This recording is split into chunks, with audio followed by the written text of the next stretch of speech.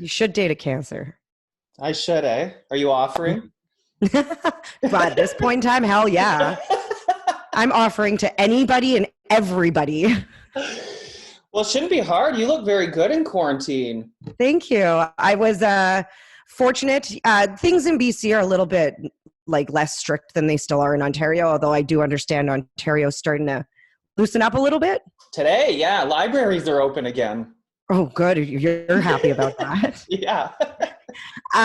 Yeah, but I went on my friend's boat with her and her boyfriend, and that was lovely. It was sunny out. I saw some, what were they called? Like, anyways, they were tiny little like dolphin whale things. It was really nice. And then I got a little sick, like not actually vomited, but I was on the boat and I was like getting a little seasick, and I started to cold sweat, but I didn't want to tell anyone because I didn't want to be a pussy. So I just like sat down and stopped drinking for a bit. But if that had been a frozen ocean, you would have been the first one knowing what to do. Right. Welcome home. You're coming home soon. I can't wait to see you. I know. I can't wait to come home, actually. I'm really, really excited. And I'm excited to see you too, because we get to do fun things together again. Yeah, like get drunk. Right. It's Cheers. 2 months. So the reason I asked about I mentioned your appearance, you really do look good, but I've been hyper-focused on mine because of these video calls.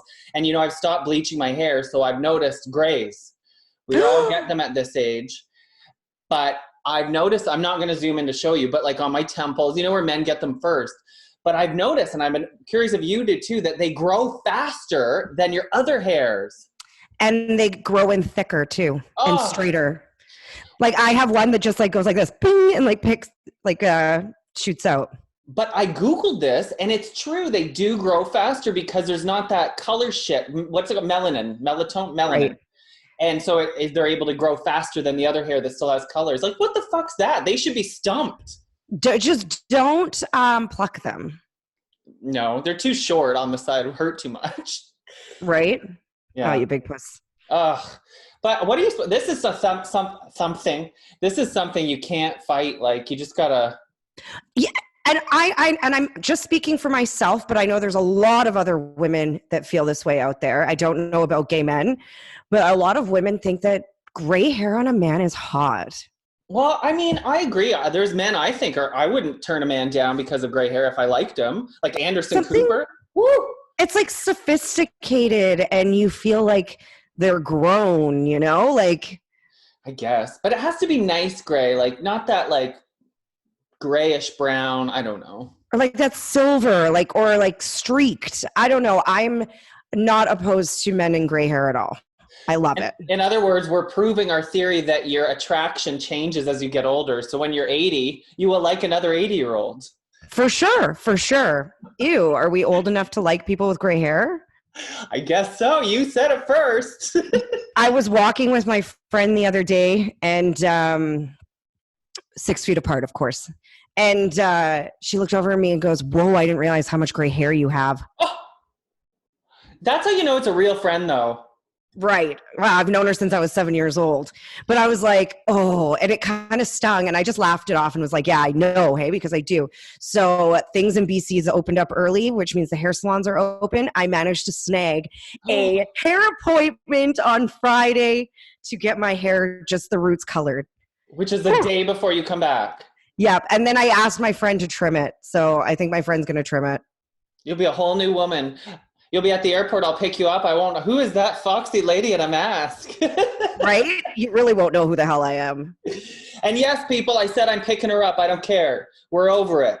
Groups of 5 or less. Exactly. And we're just not going to kiss. Yeah. Not going to hug. We'll just. We'll each roll our own joint. It'll be fine.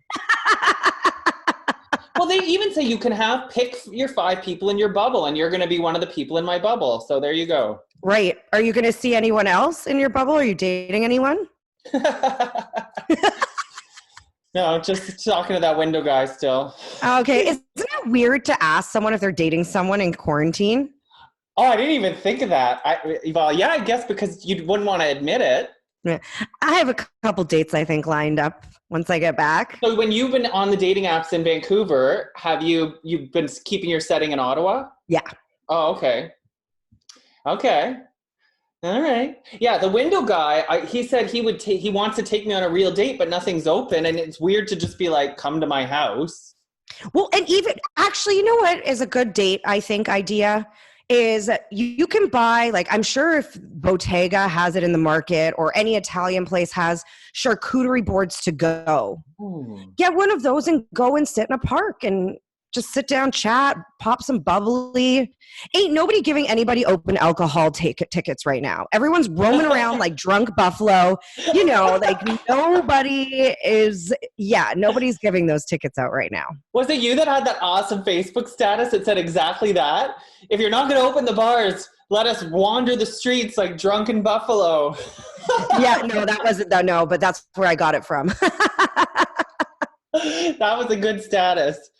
I liked that. So I sat with my friend in a park and drank for 5 hours the other day. Oh, good for you. I know, I'm a grown-up. Yeah, when in quarantine. You know, this period may never happen again. So it does make sense to try to enjoy it. I want to look back and be like, oh my gosh, remember this? Remember I had a guy come and jizz on my window? Like, you know what? If there is a vaccine, like, I forget what I was going to just say. Whoa, derp. I just had a total brain fart. Like being happy about quarantine. Oh, yeah. I still forget what I was going to say. Oh, my God. So at least horrible. We know. Can we start this podcast over again? No. No. We really are actually doing this episode, not because we're just going to sit here and shoot the shit, but we actually got a listener letter. Yes, we did. But before you read it, I have one more thing to tell you about. This is a funny story. So you know how I live in like a short little building, so I have neighbors on top of me. So because everybody's social distancing, my upstairs neighbor needed to get power of attorney for her mom, who's very old, which is sad. But I guess you need like witnesses, kind of like a passport. So because she can't go anywhere, she's coming around knocking on our doors to ask if we would be the whatever. Witnesses. So of course I said yes. And this was one of the first times I really had a long conversation with her. And she's like, what do you do for a living? So I said, oh, I'm a comedian. Of course, or used to be.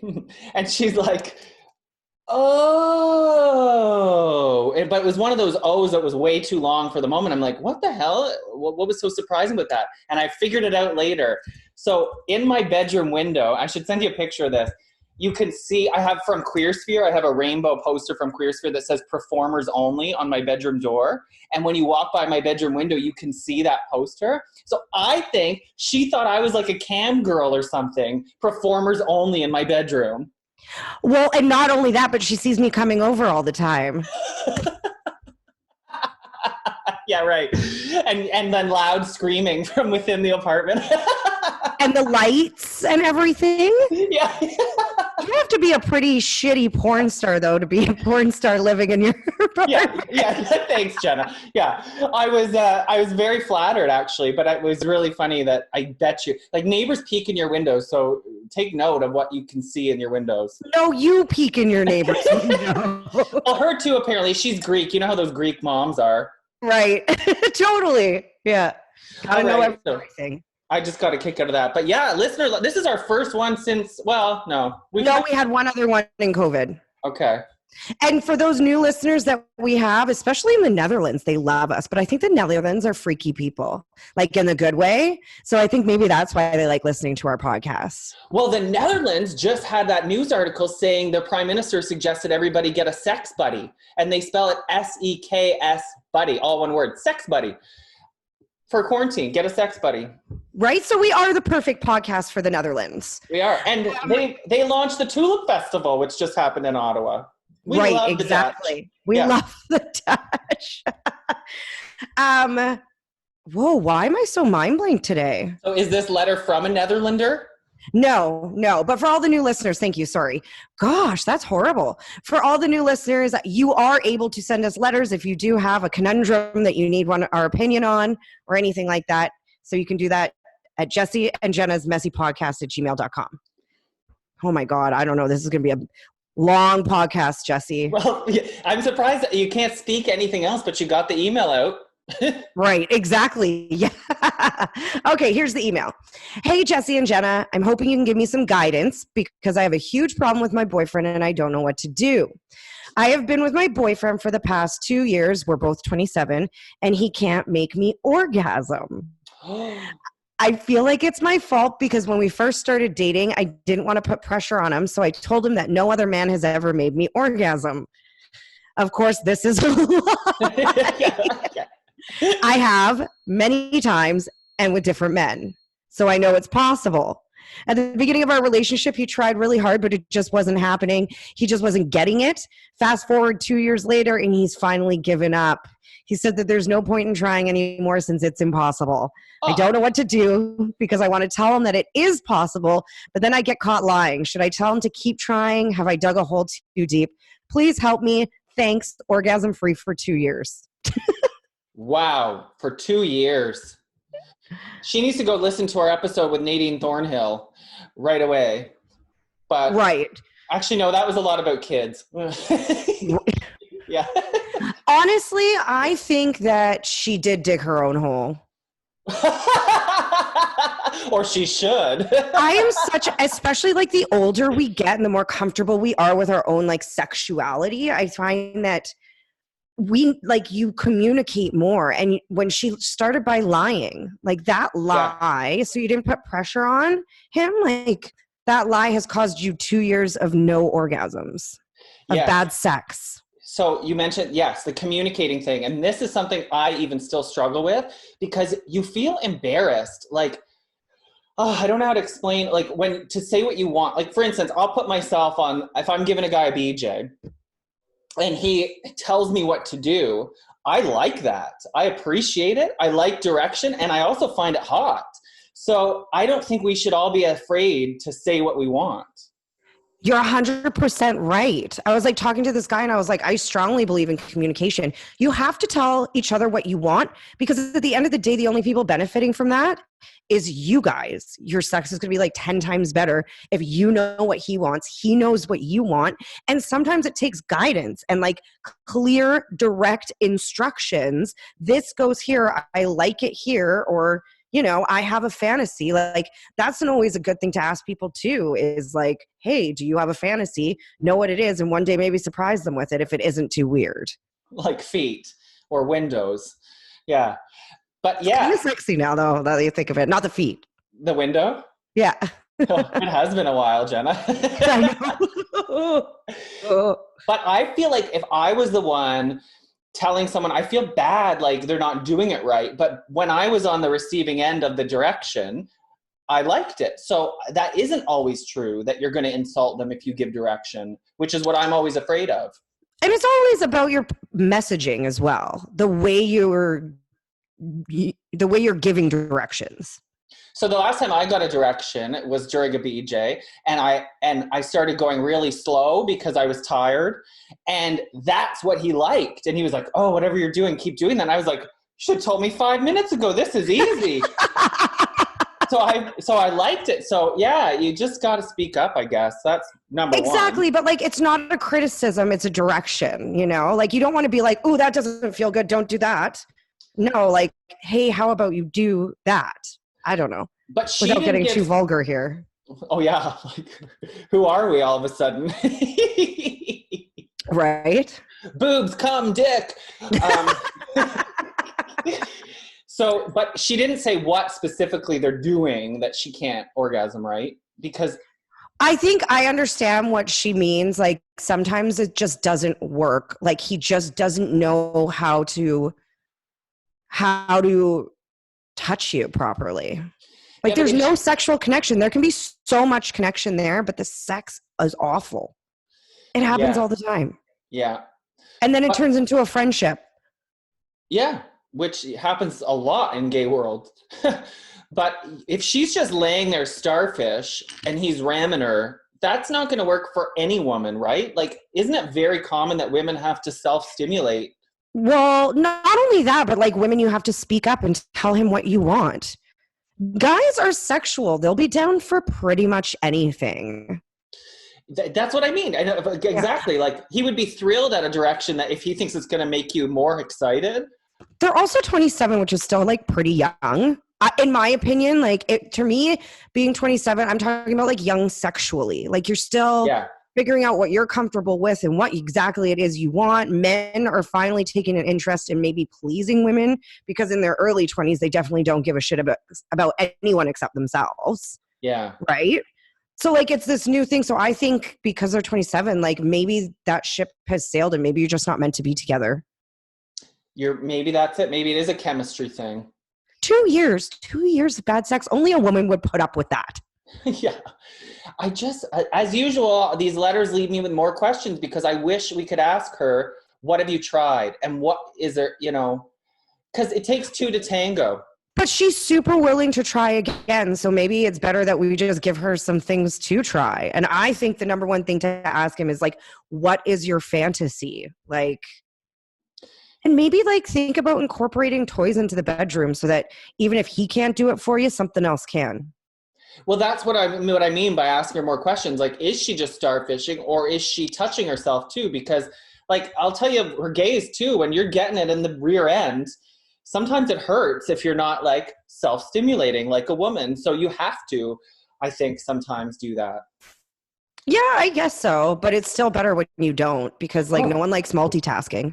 Get him one of those cock rings Wanda was talking about that has a little thing up the top. So when it hits your clit while he's going in and out. Right. But you can also incorporate like vibrators and stuff. And also like, what's your fantasy? Ask yourself that because maybe your mind is just not into it. Women like can do that. Maybe that's why it was easier with other men, but it hasn't been easy with him.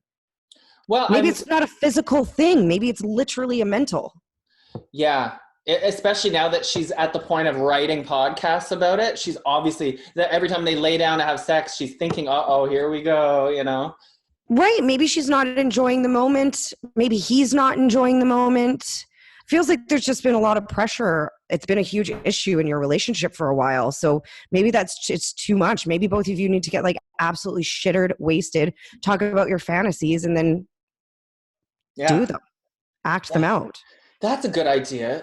Get some drugs. Get some MDMA up in there. That'll make you horny. No, Jesse.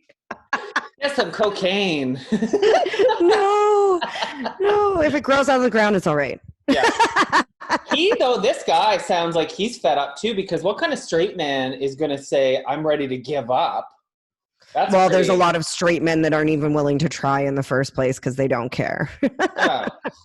It's true. Like, and I've always said this. I've noticed obviously a difference as men mature and women mature that it is like more of a partnership, like giving, receive sort of thing. But when in your younger years, like guys were pretty selfish in bed and women were just so worried about, because you're so insecure and young, you're so worried about doing what they want without even mentioning what it is you want.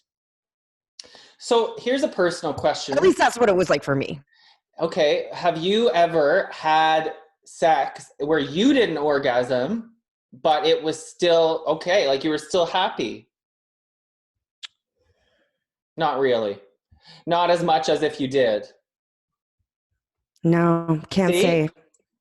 But the thing is there's two types of orgasms for women, right? There's the outer and the inner, and the outer is pretty easy to have. And that's fine. That suffices. See, that's what I mean. And so if she was self-stimulating, she'd probably have the outer kind. Yeah. But or maybe he needs to like, again, I think their biggest problem here right now is communication. I don't think she's being 100% upfront with him about what she wants and how she wants it. I think he's feeling like he's inept and is feeling bad. Yeah. I do. Like, wouldn't you, if you couldn't make your girlfriend of 2 years happy? It's 2 years now. Yeah. That's like a solid relationship. And now you're in COVID. So right now is the time to have some fun with that. Wasn't that funny? Everyone was talking about the baby boom. And now the experts are like, actually, no, it's going to be opposite of a baby boom. Probably. Right. Except for all of us singles sneaking out. No, but for reals, I think you guys just need to sit down and have a really strong, like really good talk about this. Yeah. And I think you should encourage him to try again. And I think you maybe should come clean about your lie. and say, babe, Oh, I'm sorry. I lied to you because I didn't want to feel like there was pressure on you, but I have orgasmed with other dudes before. So okay, wait a second. Go back because I'm forgetting. So she said she had an orgasm with previous boyfriends, but she lied to right. this guy and said in the beginning, did she have them with this guy? So in the beginning, no, she lied to her current boyfriend and said that she didn't want to put pressure on him in the bedroom. So she told him that she'd never orgasmed Right. before. Okay. So he started trying, and now he's just like, quit because it's not happening. I got it. Yeah. And he goes, well, what's the point? It's impossible anyways. I think it's basically, he's almost saying it's a you issue without directly saying it's a you issue, and I can't keep trying. So in that case, you're right. She should come clean and tell him that she lied, and that'll fire a challenge under any straight guy I know to be like, oh yeah, I'll show you. Also, fighting sex can be some of the best sex ever. Yeah. When you're angry at each other. And if you guys are living together in isolation, maybe you need that like passion. Yeah. I have a story to tell you off air. That's too bad for even this podcast. It'll be a behind the music one day story. We'll record it just in case. Yeah. Okay. Yeah. But I do think that's like my advice for orgasm free for 2 years is you guys need to sit down and have a conversation. You need to come clean and say you lied about it so that he knows it is possible, so that maybe he'll just try something else. I don't know, but y'all need to talk. And like I said, try the fantasy thing. See, like, what's your fantasy? Is it like a pizza delivery girl or something like that? And reenact it or like make it happen. And maybe if you both get super into it and turned on, then, you know. So that's something I want to tell you too. Well, I'll tell that one on air. But first, the two things you said are both communication based. The fantasy, direction, and coming clean. All three of those things you have to communicate with him. And once you figure out what you like, then you can direct him. So if you know how to get yourself off, that's the first thing Sex with Sue or Nadine Thornhill says. You have to figure yourself out. Oh my God, I'm like doing the motion and nobody can pretending you have a vagina. Yeah, like I would know what to do, right? But the other thing you said was get super into it. So this guy I'm talking to was like, would you ever just come in and, you know, come to the bedroom and like no visit or anything? We just kind of like get right to business. And I was like, okay. I was like, why? Because you like my hot bod, but you don't like my sparkling personality? Or like my gay voice? You don't want to hear my gay voice? Say hello? And he was like, ha ha ha, it was a big joke. But we ended up talking about it. And his point was like, sometimes it can be very hard to make that transition from joking with drinks to now your hot porn personality. And so if you just do the hot porn personality and then make jokes with drinks, it's easier. So fuck first. Well, and there's a little bit of like sexiness and spontaneity about it. Not spontaneity, but there's like a porn element to it. Yeah, it's easier to stay in character was the moral of the story. So yeah, she should try that.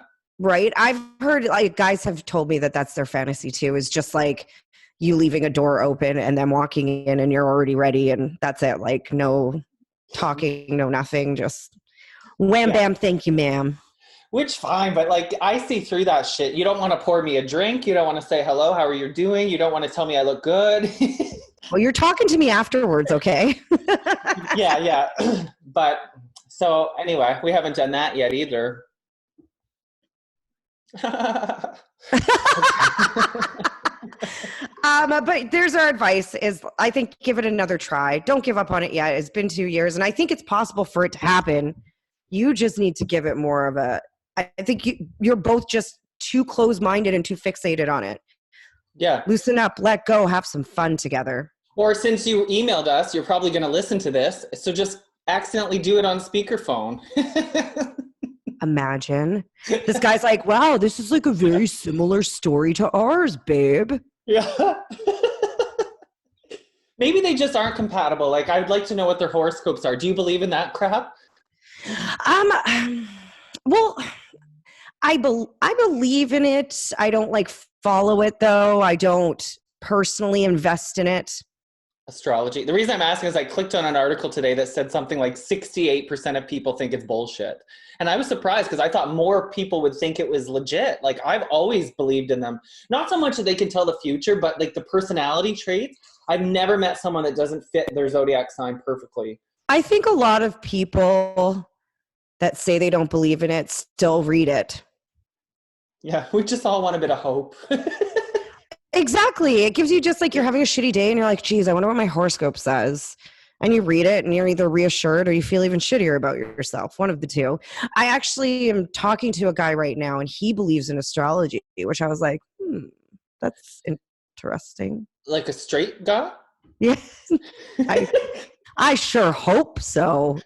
Well, that's another thing. Oh, you straight people this day and age, and gay people, because everybody's mixing and matching. My point is, I have another friend, Jana, which is so funny. My mom gets the two of you confused because two of my best girlfriends are Jenna and Jana. She can't keep them straight.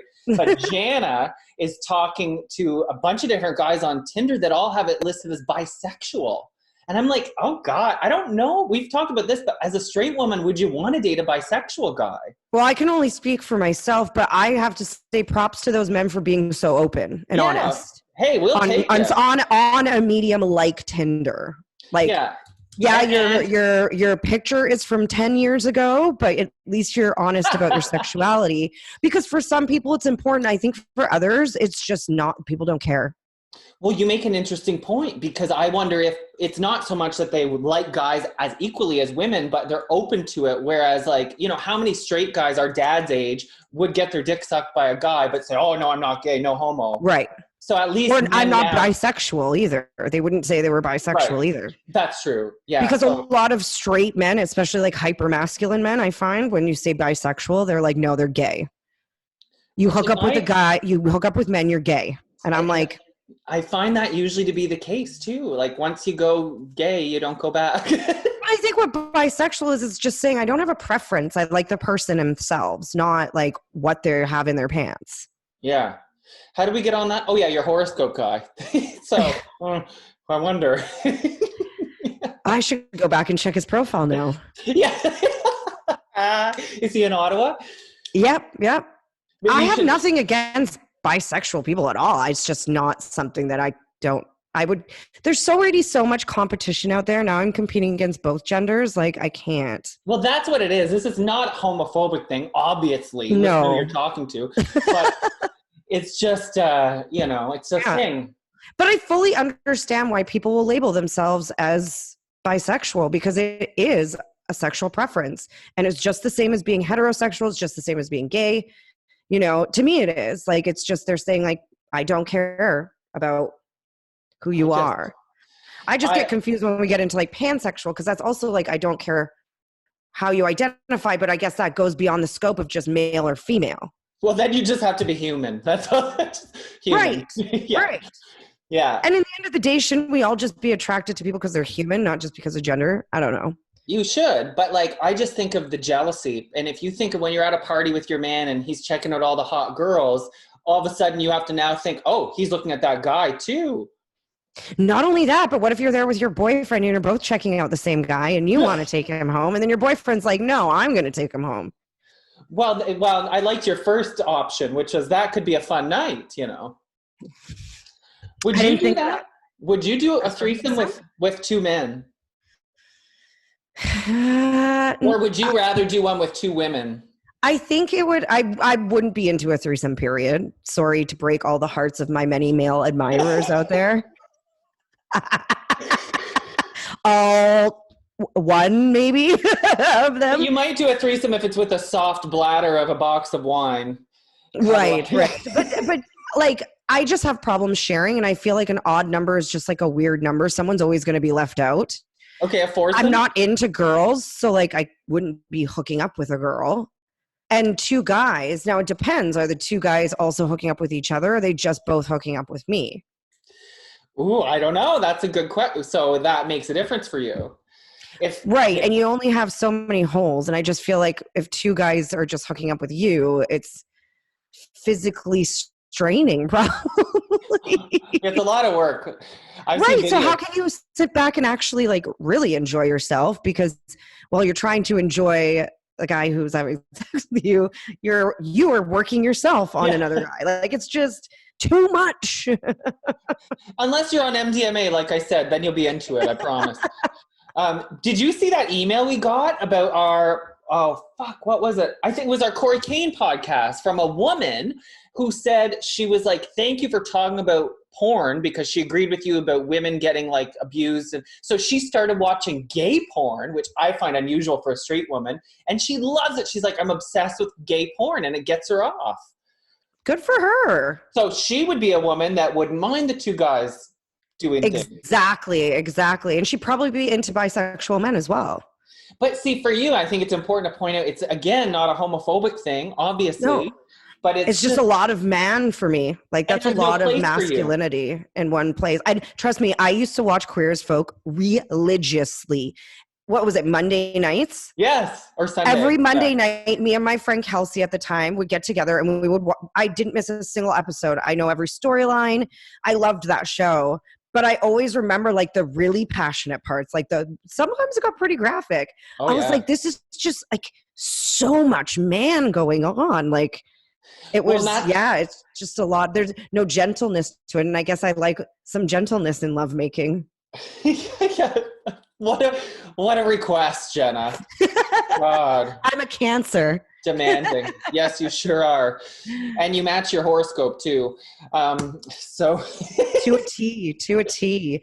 I hope that, oh, have you seen these wine ninjas? What? No.